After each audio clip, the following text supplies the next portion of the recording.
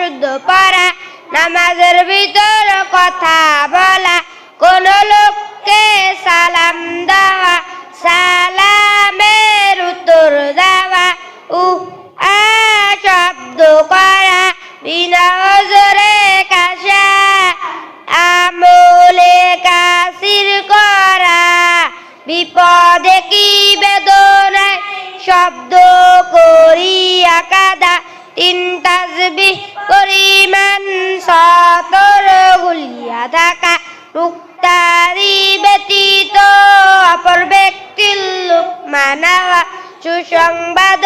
দুঃসংবাদের উত্তর দেওয়া, নাপাক জায়গায় সেজদা করা, কিবলার দিক হইতে সিনা ঘুরিয়া যাওয়া, নামাজে কুরআন শরীফ দেখিয়া পড়া, নামাজে শব্দ করিয়া আসা, নামাজে সাংসারিক কোন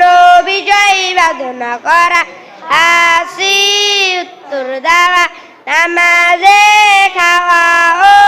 পান করা, ইমামের